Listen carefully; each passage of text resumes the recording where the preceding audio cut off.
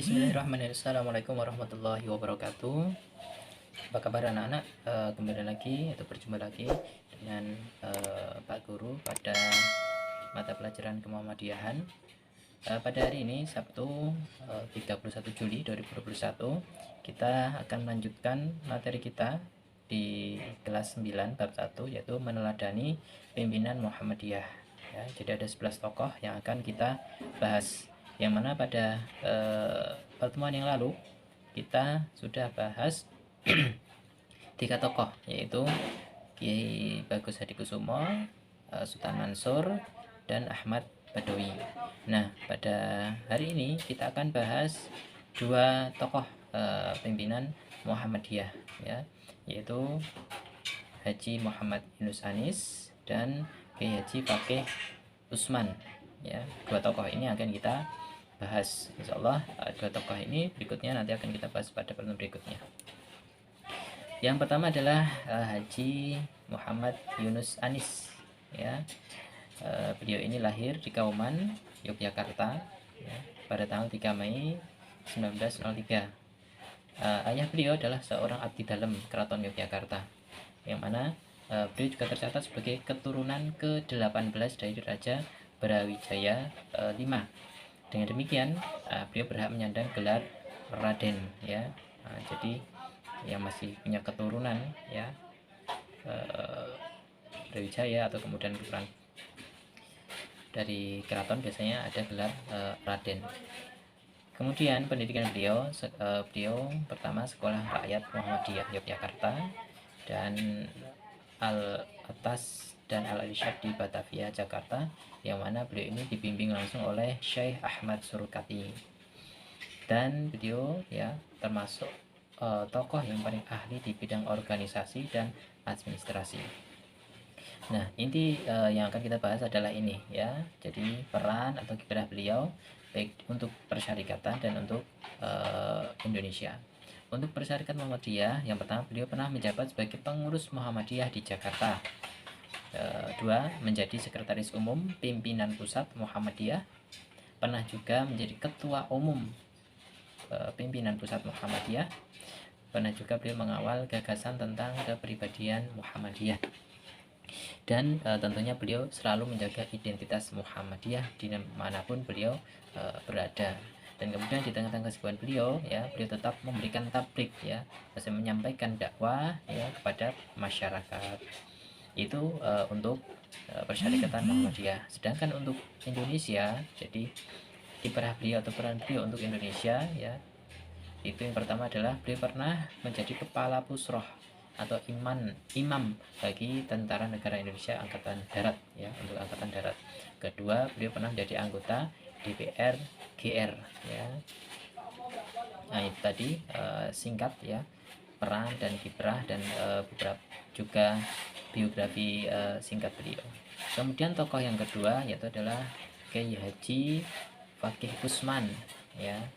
Kiai Haji Fakih Usman. Beliau lahir di Gresik, Jawa Timur pada tanggal 2 Maret 1904. Jadi selisih 1 tahun ya dengan tokoh sebelumnya ya, Haji Yunus Anis ya, dimana beliau 1903 ya, sedangkan Fakih Usman ini 1904. Beliau ini putra keempat dari keluarga yang gemar ilmu pengetahuan, baik pengetahuan agama maupun pengetahuan umum. Nah, kita harapkan kalian semua bisa mencontoh beliau ya, yang mana gemar akan ilmu ya, baik itu kemudian ilmu umum khususnya ilmu agama ya. Jadi tetap semangat di dalam belajarnya ya, terutama ketika daring seperti ini. Kemudian pendidikan beliau belajar Al-Quran dan ilmu pengetahuan dari ayahnya. Jadi ayahnya langsung yang mengajarkan Al-Quran dan ilmu pengetahuan.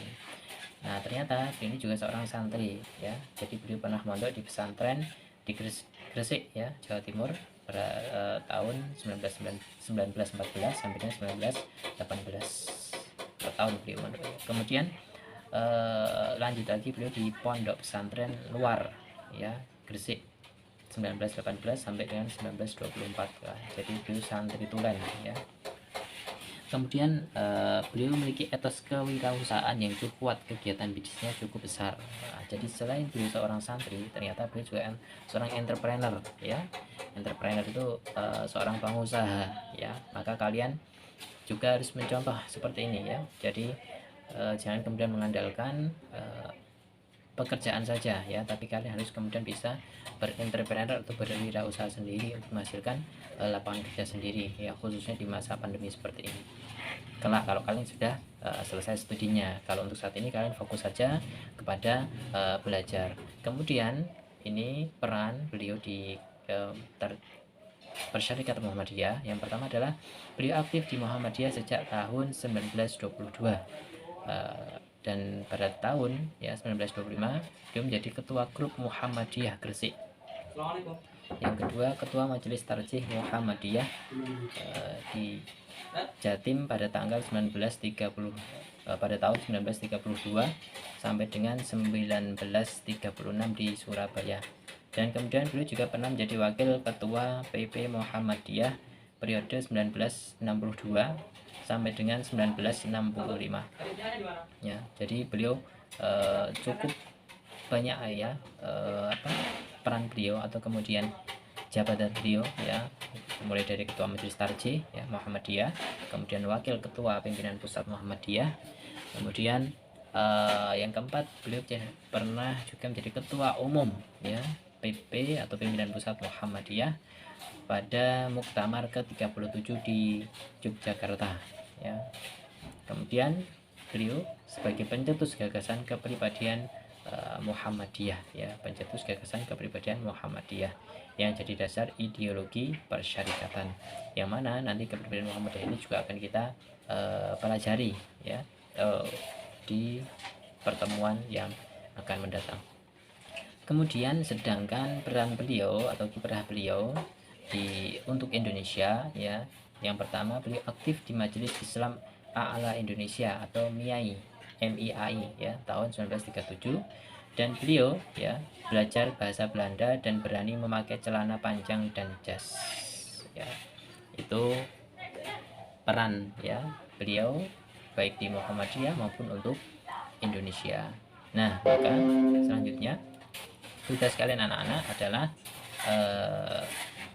menuliskan, ya, peran dan kiprah, ya, dua tokoh tersebut di buku tulis kalian, kemudian kirimkan atau difoto dan kirimkan ke Pak Riki, ya. Jadi tuliskan kiprah, ya, peran beliau baik untuk Muhammadiyah atau kemudian untuk Indonesia, ya, kedua tokoh tersebut. Nah, itu tugas untuk hari ini. Cukup sekian yang dapat Pak Guru sampaikan, semoga bermanfaat. Tetap jaga kesehatan dan kemudian selalu rajin untuk kemudian mengerjakan tugas-tugasnya, rajin untuk belajar agar kemudian kalian bisa sukses di masa depan. Sekian, assalamualaikum warahmatullahi wabarakatuh.